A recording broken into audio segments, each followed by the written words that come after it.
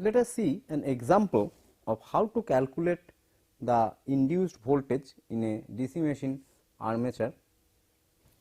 Let us consider a DC machine with an armature winding which is wound for, let us say, 4 pole P equal to 4,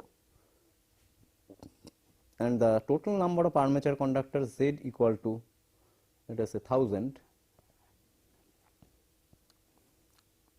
The flux per pole phi P equal to 0.04 Weber,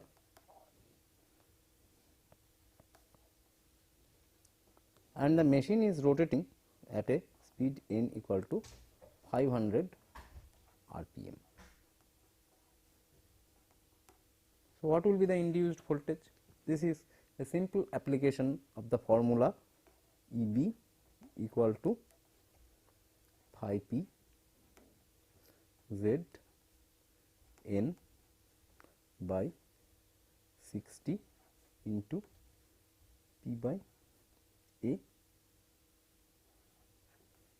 Since this is lap connected armature, therefore, P equal to A and P by A equal to 1. Therefore, EB equal to phi P is 0.04 into Z is 1000. So, that is 10 to the power 3 into 500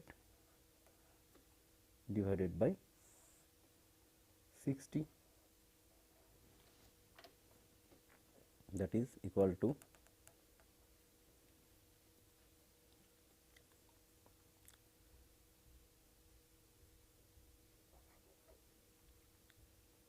20,000 by 60, approximately equal to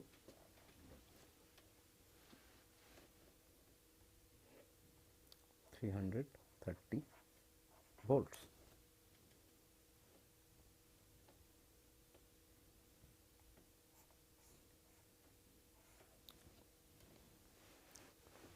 Now, if the same armature is rewound as a wave winding, 2 circuit wave winding, in which case the poles will remain same number, that is 4, but now for the wave connection it will be A will become equal to 2. Therefore, P by A will now be 2, and hence this is the for lap connection, EB for wave connection will be EB lap multiplied by P by A, that is 330 into 4 by 2, that is equal to 660 volt. So, the wave connection, the machine will generate higher voltage, but will the power increase? Let us see. The same conductors are connected either as wave or as lap. So, due to connection their current carrying capacity does not change. So, let us say the current carrying capacity is, the conductor is IC, then for lap connection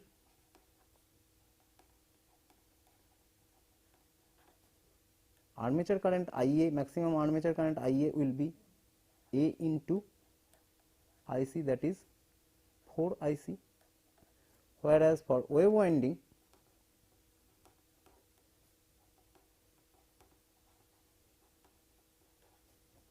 IA will still be given by AIC, but now A equal to 2. So, this will be 2 IC. So, power for the lap is EB lap into IA lap equal to 330 into 4 IC. Power wave equal to EB for wave connection into IA wave connection. This will be 660 into 2 IC. This is equal to 1320 IC. This is also 1320 IC. So, we see although the generated voltage at the same speed will be higher for the wave connected machine, its armature current will reduce, and hence the total power produced as a generator either due to wave connection or due to lap connection will remain same. But depending on the required voltage, we will choose the armature connection. That is, if a higher voltage machine is required, high voltage low current machine is required, then wave winding will be preferred. If a low voltage high current machine is required, then the lap winding will be preferred. So far, we have seen the effect of field pole only on the generated voltage and torque. However, in a practical DC machine, both the field winding and the armature winding carries current simultaneously. We have seen that the current flowing in the field winding produces a magnetic flux. The same is true for the armature winding. The current flowing through the armature will also produce a flux density waveform, and these two flux density waveform will interact. So, in a practical DC machine, the induced voltage and torque will be due to the resultant flux of these two from these two sources, that is a field flux and the armature flux. The armature flux will modify the field flux waveform to some extent, and this is called armature reaction. Let us look how this modification takes place.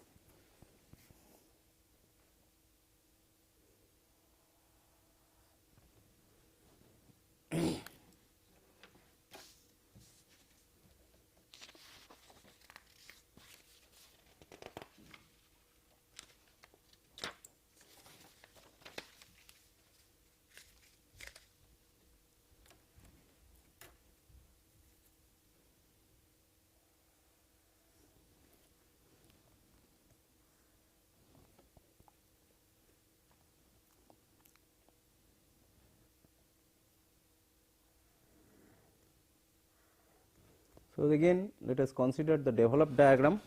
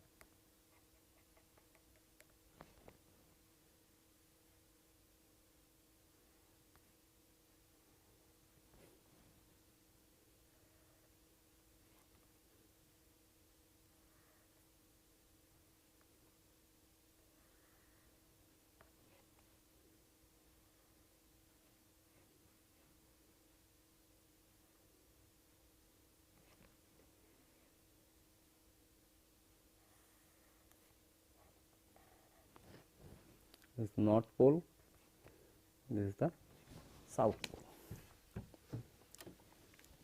The brushes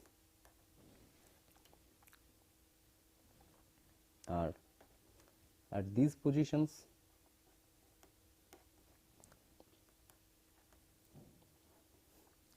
The armature windings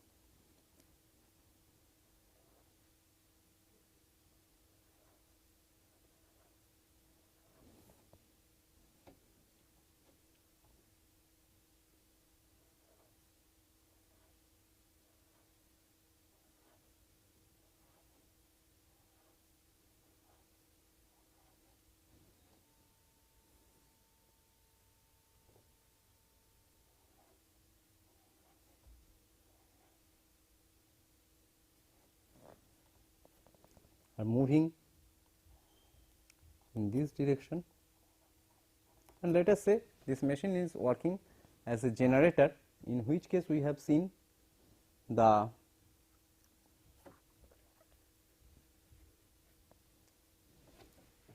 induced voltage will be of such a polarity that it will try to oppose the very cause which it is due, which means these currents will try to produce a flux which will flow from the stator to the rotor. Therefore, this will be dot,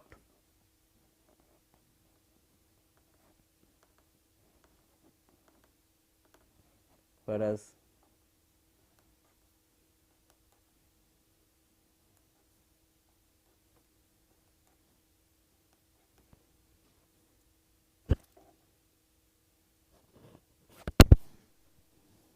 this will be cross.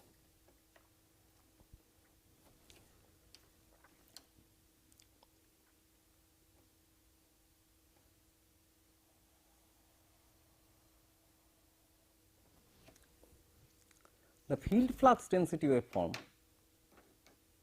we have seen is trapezoidal.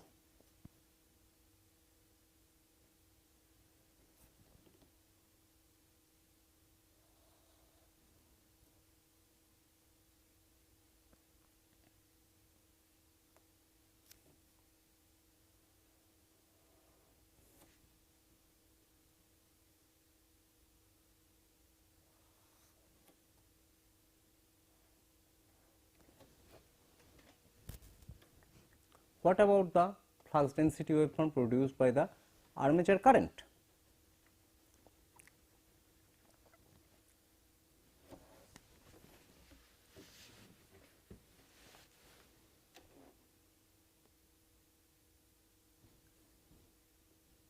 It can be shown that the MMF produced by the armature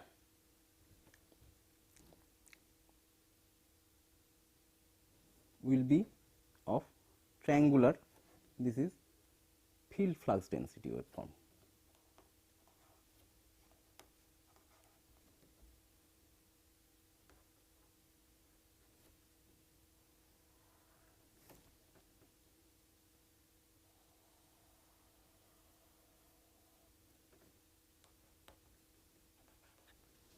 The MMF, magnetomotive force,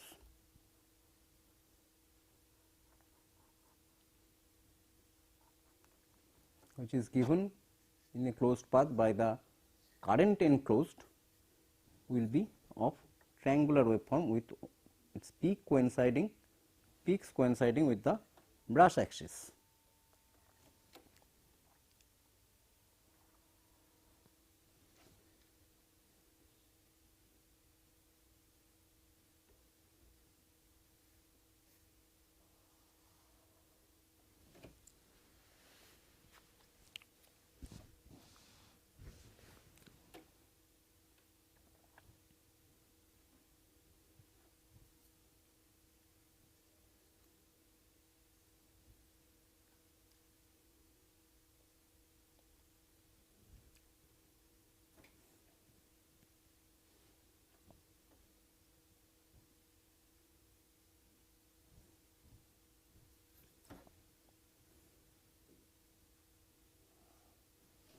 Naturally, due to this is armature MMF, AT armature.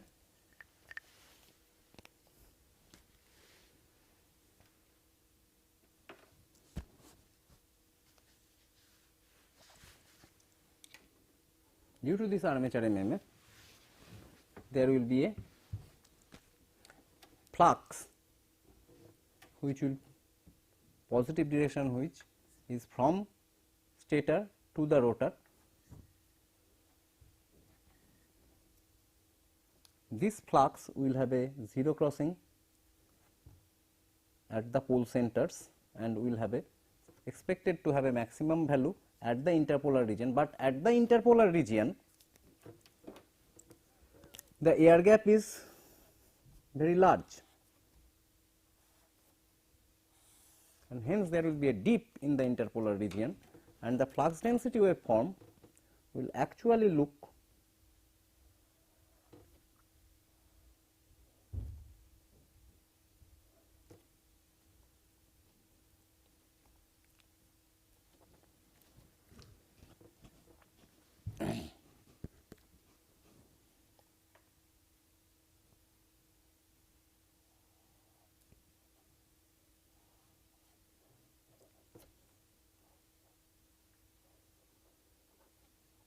somewhat like this. So, this is flux density waveform due to armature winding.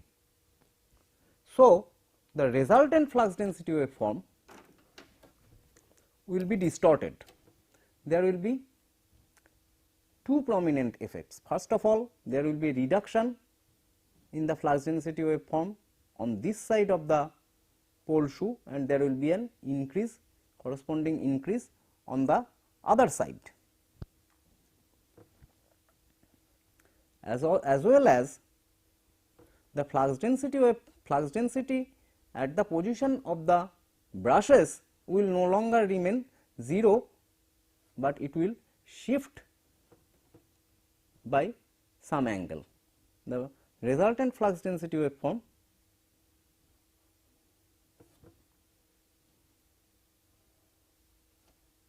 will be distorted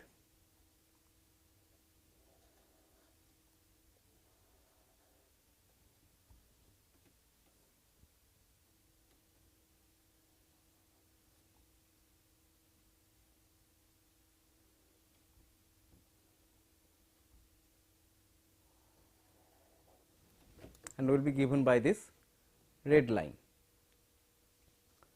This distortion of the field flux due to the current flowing into the armature is called armature reaction.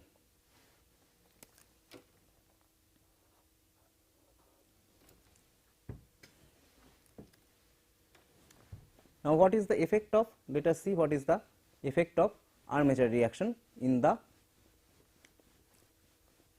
what is the effect of armature reaction on the induced voltage and torque and etc. We have seen that the voltage induced in an armature coil depends on the flux per pole. Now, the flux per pole due to the current flowing into the armature is due to the field flux and the armature flux. It is to be noted, although the individual armature coils are moving with the armature, however, the pattern of dot and cross currents between the brushes does not change with time. Therefore, the armature MMF and hence the armature flux density waveform are also stationary in space, they do not change, because individual armature passes through the brush, but the pattern between of dot and cross current between two brushes remains always fixed. So, the armature MMF and the armature flux also remain stationary in space. The armature MMF peak coincides with the brass axis and its 0 is usually at the magnetic axis called the direct axis, and therefore, there will be a distortion in the resultant flux. However, if we assume that the magnetic circuit is unsaturated, we see that the net MMF under net armature MMF under one pole is 0.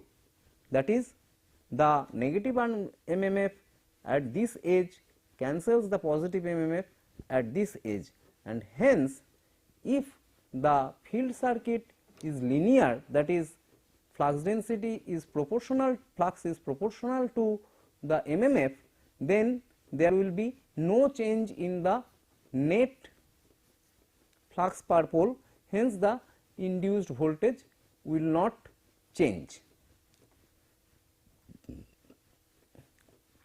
but in general the machines do not work in the unsaturated region of the magnetization curve. So, if we consider the magnetization, the saturation of the armature and the iron of the DC machine, then we arrive at a different picture. Let us consider the BH curve of the magnetic path of the DC machine.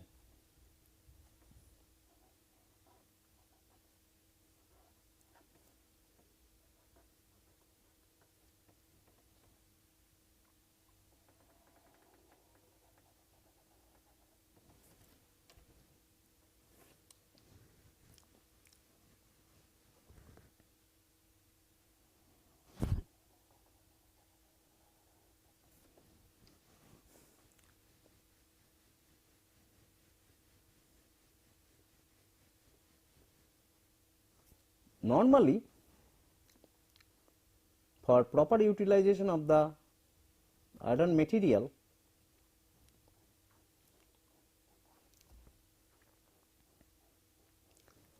the normal operating point due to field flux is already in the saturation zone of the BH characteristics. Now, on which if we apply a positive armature ampere turn and a negative ampere turn of same magnitude, we find that the change in the flux density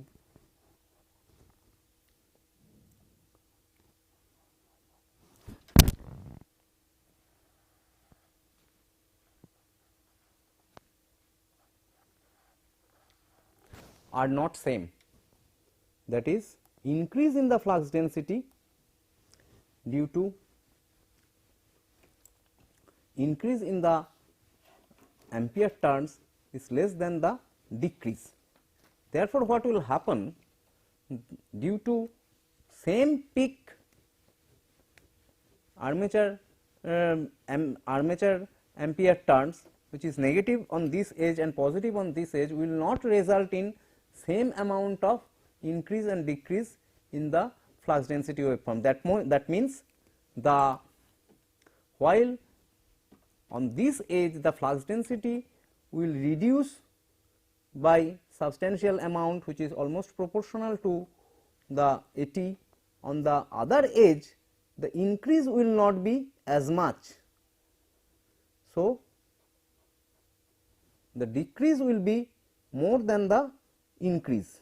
Therefore, there will be a net demagnetization of the field flux, that is, the flux per pole phi p will reduce, and hence the induced voltage will also reduce. This is one problem. The other problem is that we find that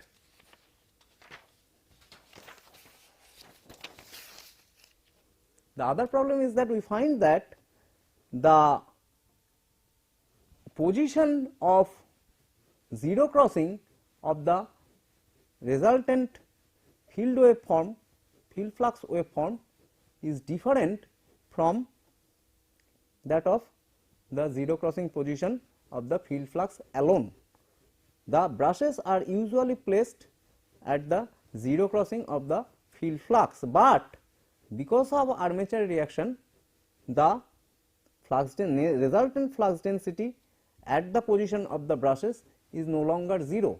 Hence, the coil that will be connecting to the brushes will not have a 0 induced voltage at that time, at the moment of commutation. Hence,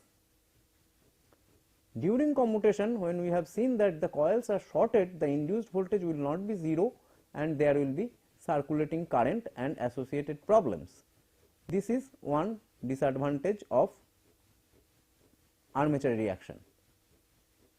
The other disadvantage is, even if this is not the voltage induced in every coil, we have found that instantaneous voltage is proportional to the flux density. Because of this increase and decrease in the flux density waveform, the instantaneous induced voltage in a coil will be far larger than their average value. Hence, what will happen is the adjacent commutator segments will be subjected to a much larger peak voltage, which may cause breakdown of the insulation between the commutator segment. Therefore, it is necessary to counter the effect of armature reaction in a DC machine.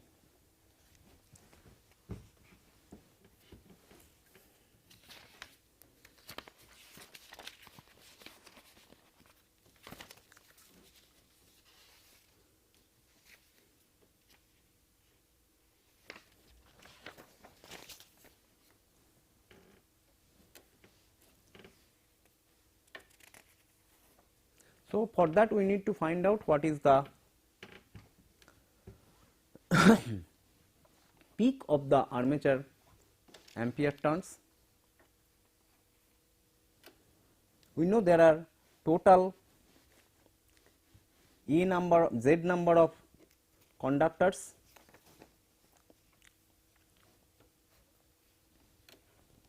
So, the total Z is the total number of conductors in the armature.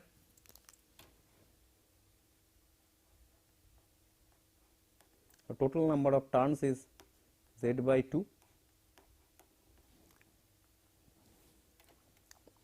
and if the total armature current is IA and number of parallel paths is IA, then the IC in the conductor equal to IA by A.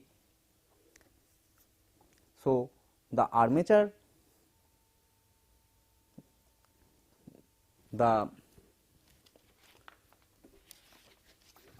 ampere turns can be calculated as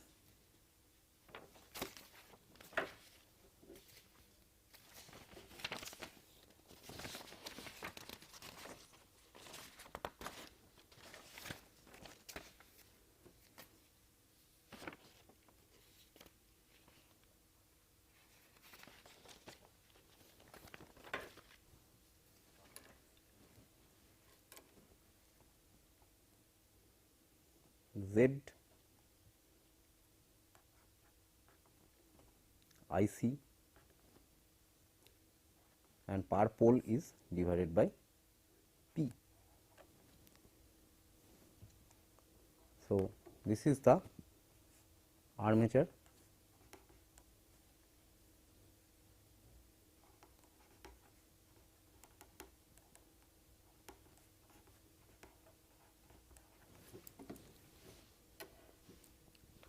So, this is this magnitude.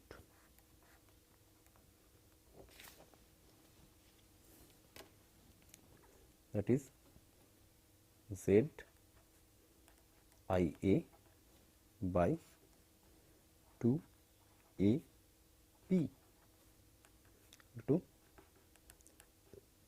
armature ampere turns peak. In order to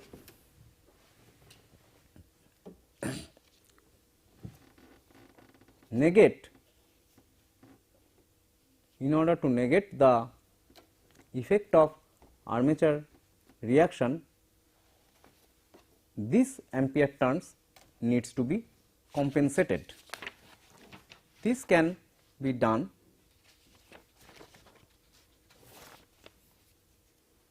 by putting adding another winding to the pole face.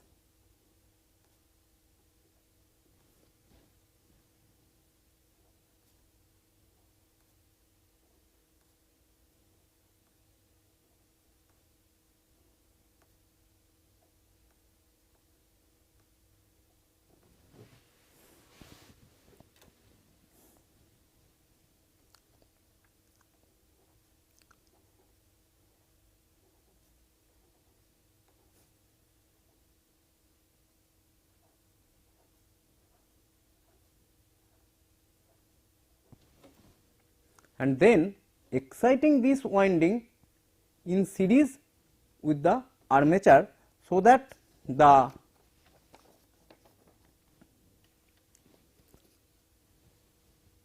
armature MMF is to some extent cancelled by the MMF produced by this new coil. This is called the compensating winding. It is a pole phased winding which carries a current which is proportional to the armature current. So, how much should be the ampere turns produced by this coil can be easily found out from the formula that ampere turns of the compensating winding should be equal to ampere turns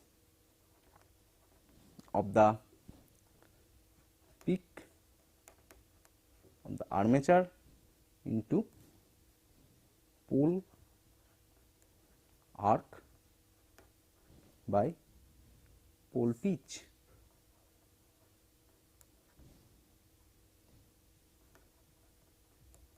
Where we have seen that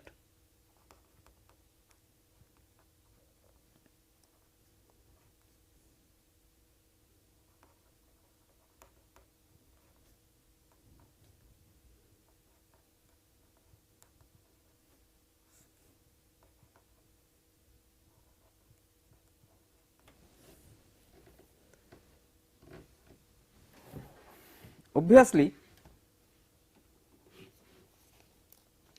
the compensating winding will not be able to completely eliminate the armature reaction MMF, because the pole shoes do not extend over the entire armature surface. In fact, this compensating winding will mostly compensate for the flux in the of the main flux, demagnetization effect of the main flux, but it will not be able to compensate all the flux in the interpolar region.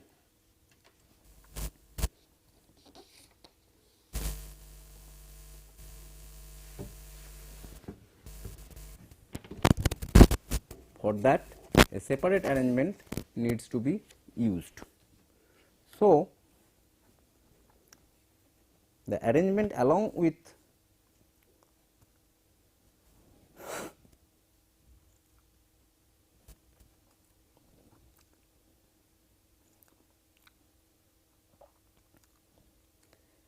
compensating winding can be represented like this.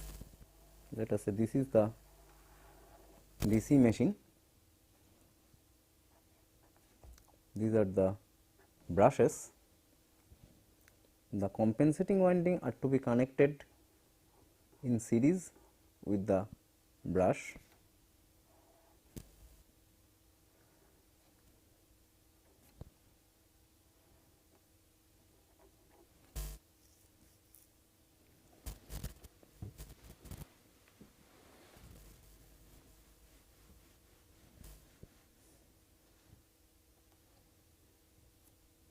While the field winding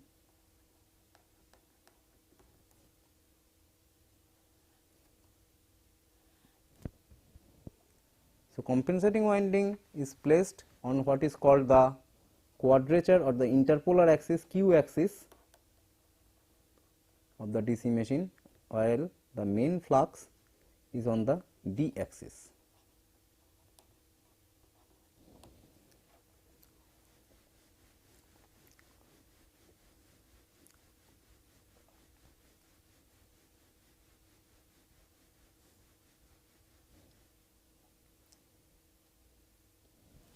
Once the compensating winding is in place,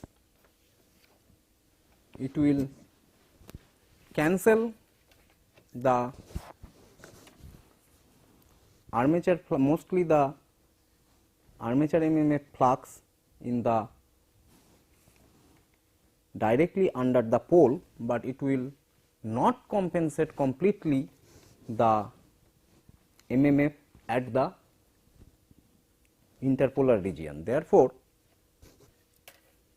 the armature MMF with compensating winding will look somewhat like this.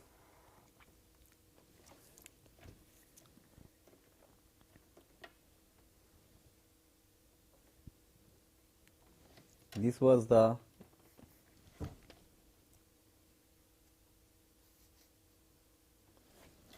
uncompensated armature ampere turns.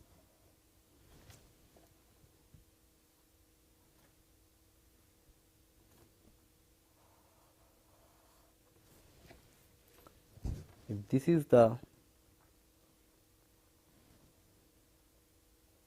extension of the pole arc,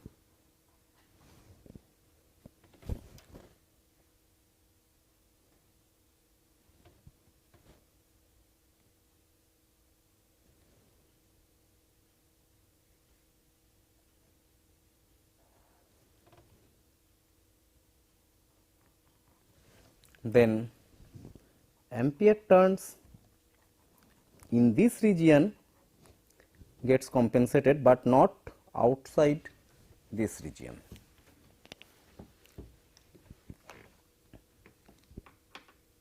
So, the ampere turns produced by the pole faced compensating winding will be in opposite direction and we will have a peak value same as this.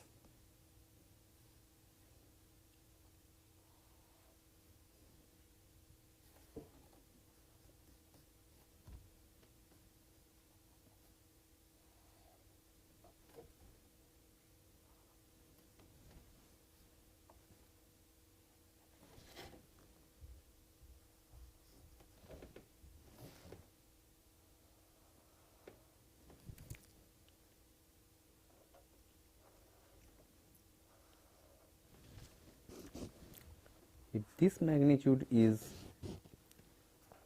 a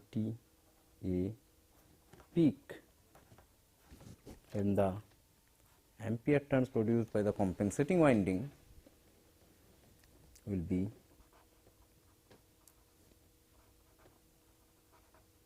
into pole arc by pole pitch. That is, this is pole arc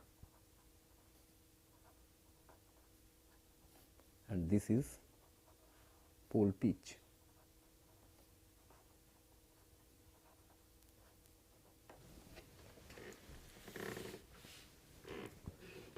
Therefore, this amount of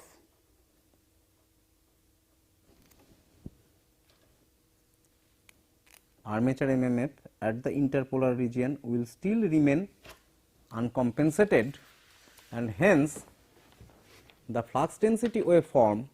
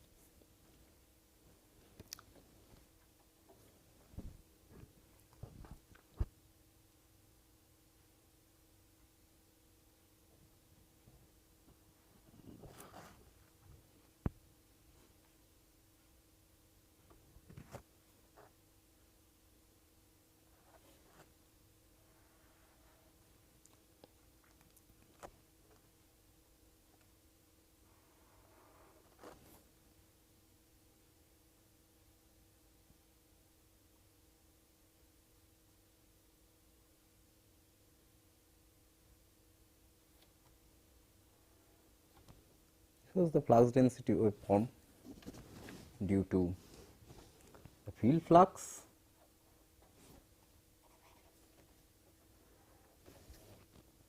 the remaining armature reaction MMF after compensation by the compensating winding will be of this form.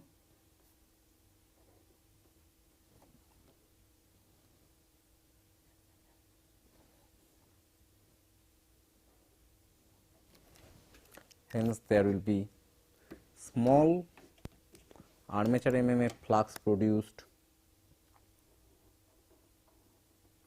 in the interpolar regions, and the resultant flux density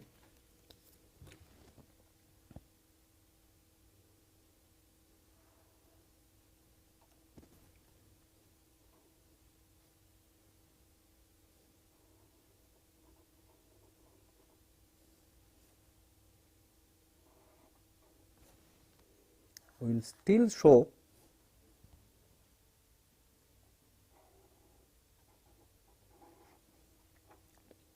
a shift of the what we call the magnetic neutral axis, that is the flux density, the position where the brushes are normally kept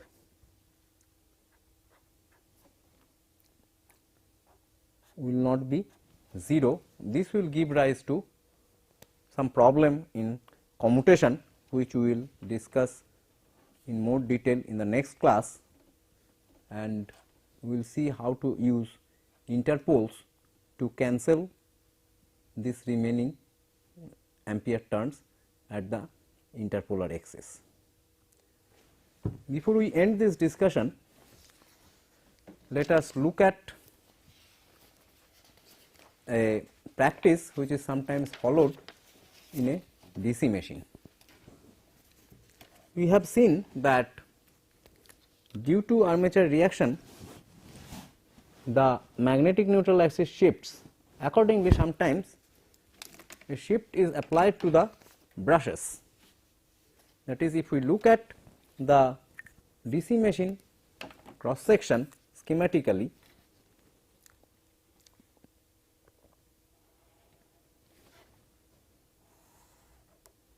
just for simplicity take only a two pole machine.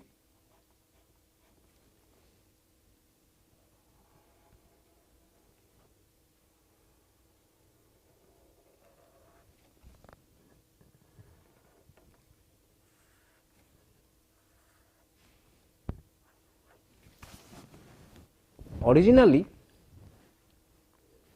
this is the interpolar axis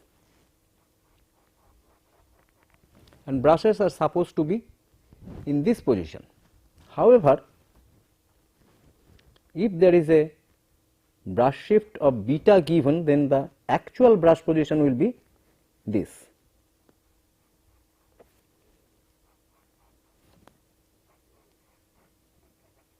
Now, the current direction in the armature will change accordingly.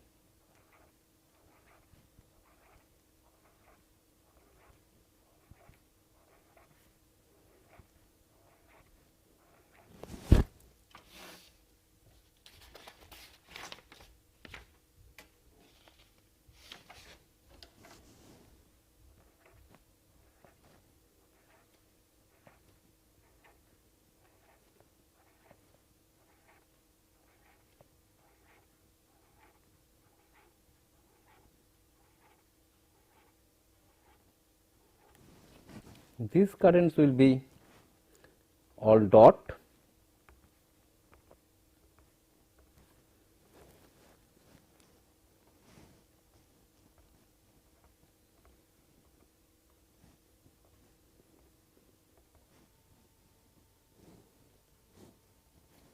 and these will be all cross currents.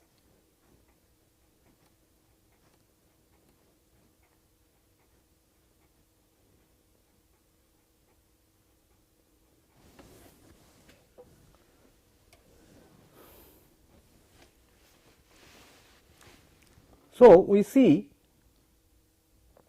that the armature conductors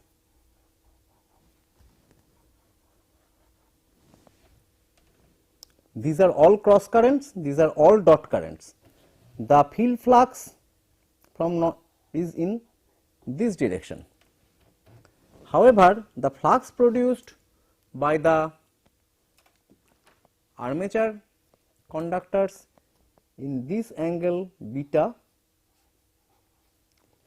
is in opposite direction to the field flux. This is called the demagnetizing flux due to brush shift, and if there are total z number of conductors, the demagnetizing ampere turns, so z divided by 4 pi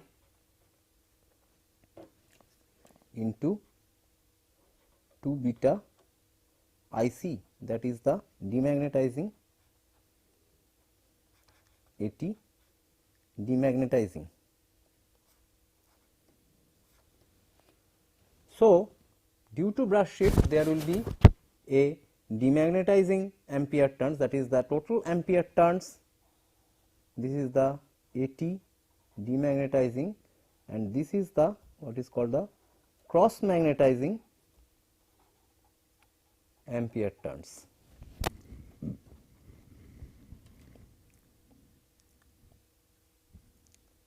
The rest of the armature conductors will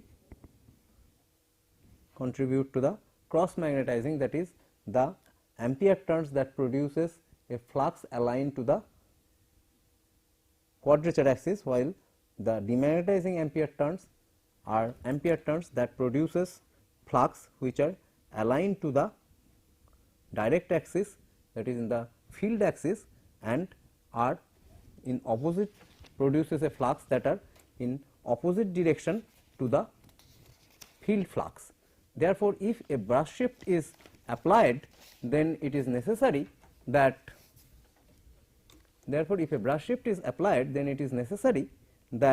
number of field turns be modified accordingly in order to counter the effect of demagnetizing ampere turns due to brush shift, and the field number of turns can be, the field ampere turns necessary should be equal to the demagnetizing ampere turns produced by brush shift, which is given by this formula, where IC equal to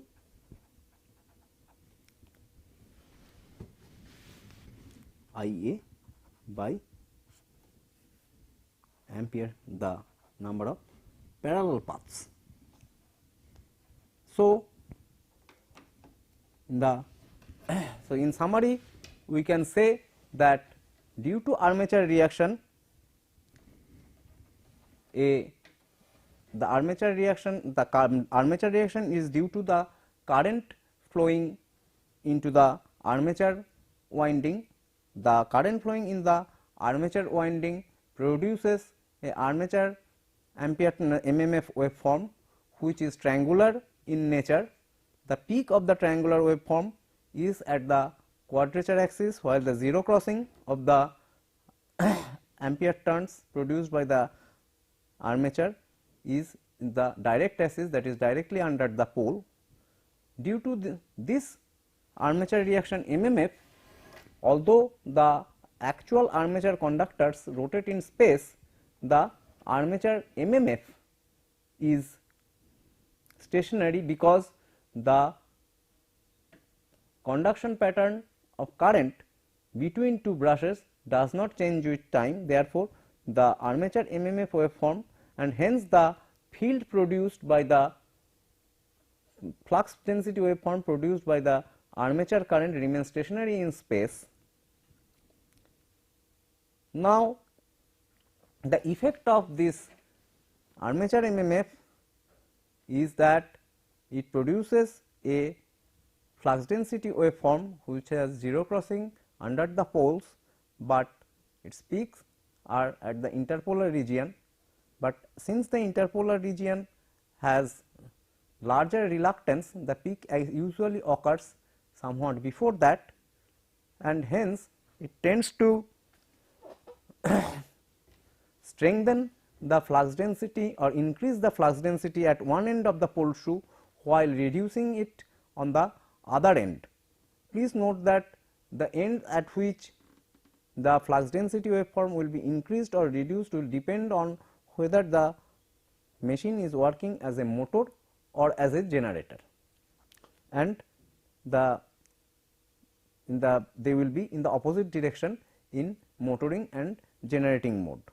Now, if the machine is operating the unsaturated region of the magnetic circuit, then the net increase in the flux per pole will not change and hence there will be no change in the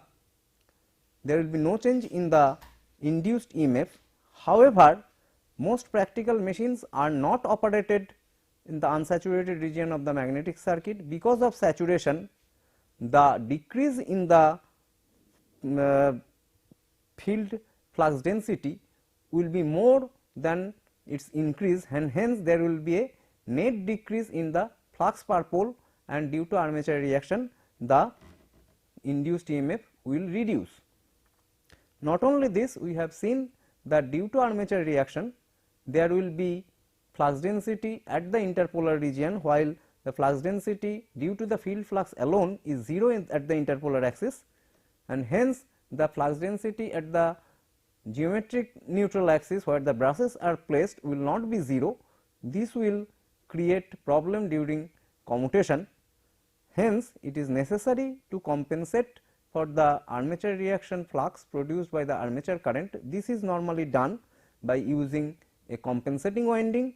A compensating winding is a pole phase winding and connected in series with the brushes. However, a compensating winding can compensate for the armature ampere turns which are directly under the pole shoe, but as the pole shoe does not extend over the entire armature periphery, the compensating winding can compensate only a part of the armature reaction flux. The armature reaction MMF directly under the interpolar axis cannot be compensated by the compensating winding. For this purpose, a interpole is used. The effect of the flux density at the interpolar axis and how to compensate it using interpoles will be discussed in the next class. Thank you.